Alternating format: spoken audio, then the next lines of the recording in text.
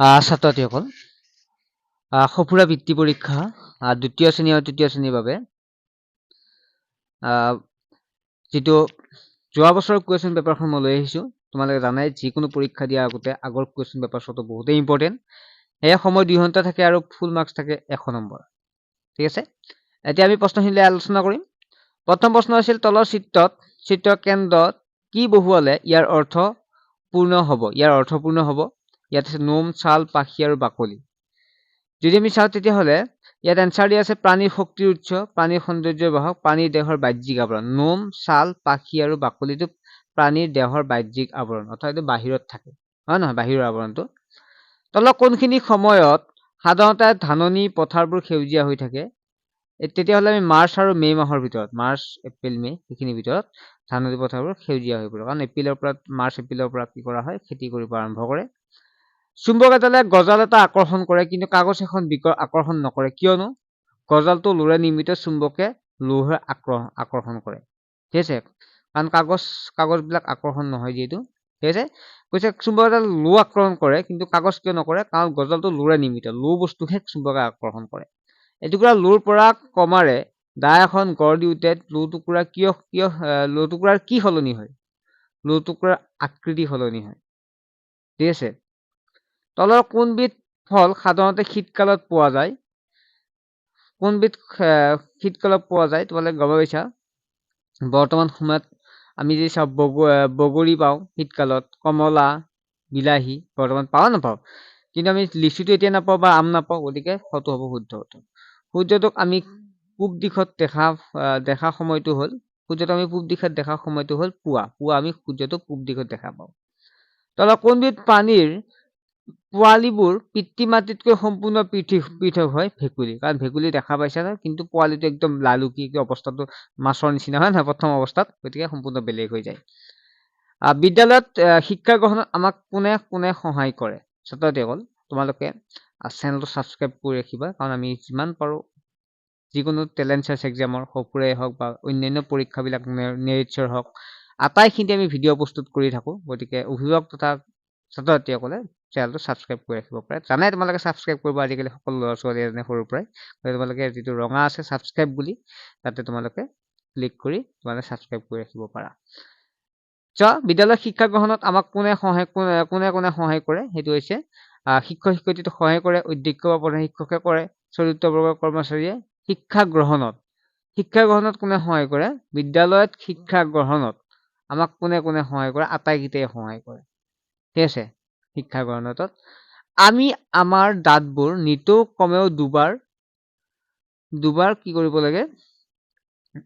এইটো চোৱা, এইটো প্ৰশ্নটো অলপমান হৈছে, স্পষ্ট হোৱা নাই, গতিকে এনচাৰটো এইটো লিখে, ই দাঁতবোৰ স্বাস্থ্যৱান আৰু মজবুত কৰে। মানে আমি নিতৌ দুবাৰ দাঁত কমেও দুবাৰ যি মাজিব লাগে, কাৰণটো হৈছে ই দাঁতবোৰ স্বাস্থ্যৱান আৰু মজবুত কৰি তোলে। উদ্ভিদৰ শিপাবোৰৰ প্ৰধান কাৰ্য কি? পানী আৰু খনিজ লৱণ শোষণ কৰা। 11 নম্বৰ প্ৰশ্নটো, তলত কোনটো অশুদ্ধ যুক্তি? গতিকে চোৱা, ৰংঘৰ শিৱসাগৰত আছে, আমি জানো। সূৰ্য পাহাৰ গোৱালপাৰা জানো। কামাখ্যা মন্দিৰ যিটো আমাৰ গুৱাহাটীত জানো, হয় নহয়? কিন্তু পুৱামক্কাটো ধুবুৰীত নাই, পুৱামক্কাটো আছে গৰুৱাচল পাহাৰ হাজোত আছে। দগাপাল্লা এখনত গধুৰ ফালটো কি হ'ব? গধুৰ ফালটো তললৈ যাব। যেতিয়া আমি বস্তু দিওঁ, গধুৰ ফালটো তললৈ যাব আৰু পাতলটো ওপৰলৈ উঠি যায়। দগাপাল্লা আজিকালি বহুতে দেখা নোপোৱা হৈছে, হয় নহয়? বজাৰত গ'লে দেখা পাবা তোমালোক। তলৰ কোনটো অভ্যাসে তোমাৰ হাড় আৰু পেশী গঠন শক্তিশালী কৰে? খাদ্যত যথেষ্ট শাক পাচলি ফল মূল থাকিলে, খাদ্যত যথেষ্ট নুডলছ চাওমিন থাকিলে, সদায় ৰাতিপুৱা খোজ কাঢ়িলে। কোনটো অভ্যাস হাড় পেশীৰ গঠন শক্তিশালী কৰে? গতিকে আমি যদি হাড় পেশী শক্তিশালী কৰে, সদায় ৰাতিপুৱা খোজ কাঢ়িলে। ঠিক আছে, নুডলছ খালে হ'ব নেকি? চাওমিন খালে নহয়। তোমাৰ বন্ধু এজনে বৰষুণ দি থকা অৱস্থাত দেউতাকৰ বাইকেৰে বিদ্যালয় আহিলে, তলৰ কোনটো পিন্ধি আহিবলৈ উপদেশ দিবা? কি পিন্ধি আহিবা উপদেশ দিবা? ৰেইনকোট। ঠিক আছে, জোতা মোজা। তোমাৰ বন্ধু এজনে বৰষুণ দি থকা দেউতাক আহিলে, গতিকে চুৱেটাৰ পিন্ধি আহিব দিবা নেকি? যদি গৰম দিন হয়, বৰষুণ দিয়ে, গতিকে চুৱেটাৰ পিন্ধি আহিব নেকি? নাহে, গতিকে ৰেইনকোট ক'বা। চুৱেটাৰ পিন্ধি আহিলে তোমালোকে গালি পাৰিব, মই চুৱেটাৰ পিন্ধিব লাগিব, হয় নহয়?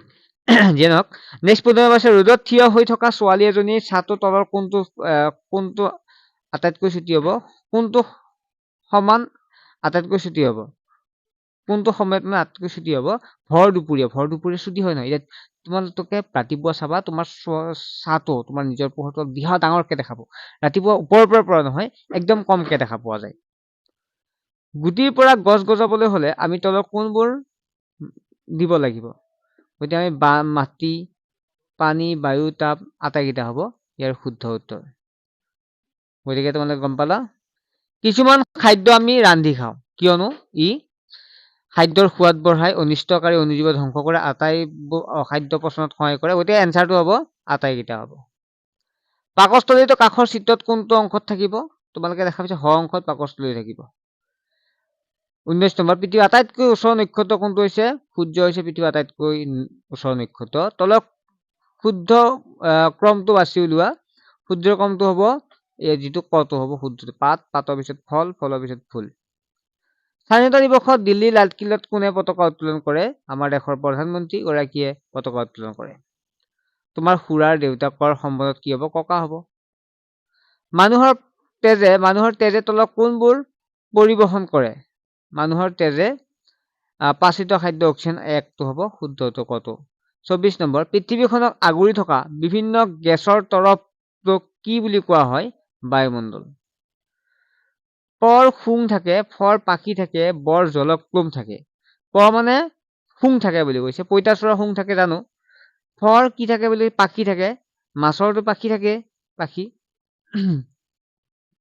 সৰি এইটো নহ'ব পঁইতাচোৰাৰ থাকে পাখি তাৰপিছত ফৰ ভাতৰ কি থাকে পাখি থাকে আৰু কি কৈছে জলক্লুম থাকে বুলি কৈছে বৰ জলক্লুম থাকে জলক্লুম মাছৰ জলক্লুমৰ দৰে কি কৰে হেৰি কৰে উশাহ নিশাহ লয় গতিকে জলক্লুম থাকে গতিকে গটো হ'ব শুদ্ধ উত্তৰ ঠিক আছে গটো হ'ব শুদ্ধ উত্তৰ 26 নম্বৰ প্ৰশ্নটো কেই নম্বৰ আছিল এইটো 26 নম্বৰ প্ৰশ্নটো তলৰ কোনখিনি ঠাইত বায়ু নাথাকে পৰ্বতৰ শৃংগত কাৰখানাৰ ভিতৰত গভীৰ হাবিত গতিকে এইটো এনচাৰটো মই তোমালোকক কমেণ্ট ছেকশ্যনত জনাই দিম তোমালোকে পাৰা যদি কমেণ্ট কৰি দিয়া বৈভৱ সত্যব্ৰত আৰু কিৰণে কোৱা তলৰ বাক্যটো পঢ়া আৰু কোন শুদ্ধ বাছি উলিওৱা বৈভৱে কৈছে বায়ুবিধ মিশ্ৰ পদাৰ্থ সত্যব্ৰতে কৈছে বায়ুত মাত্ৰ অক্সিজেন কাৰ্বন ডাই অক্সাইড আৰু নাইট্ৰজেন থাকে কিৰণে কৈছে বায়ু নিৰ্দিষ্ট আকৃতি নাই গতিকে এনচাৰটো কোনটো হ'ব ইয়াৰে গতিকে আমি যদি চাওঁ তেতিয়াহ'লে বৈভৱ আৰু কিৰণৰ শুদ্ধ হ'ব 28 নম্বৰ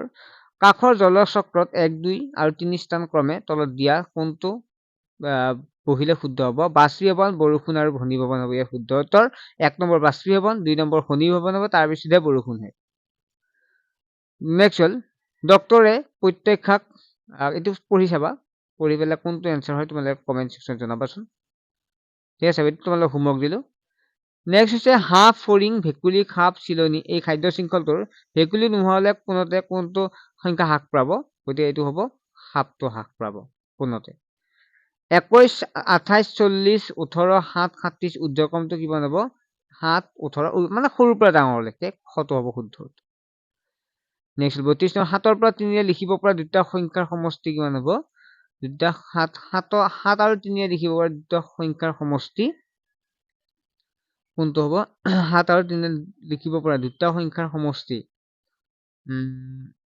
দুটা সংখ্যাৰ সমষ্টি এইটো 7 আৰু 3 লিখিব পৰা দুটা সংখ্যা 73 হ'ব তলৰ সমষ্টি বোলে 7 3 কিমান হ'ব 11 এইটো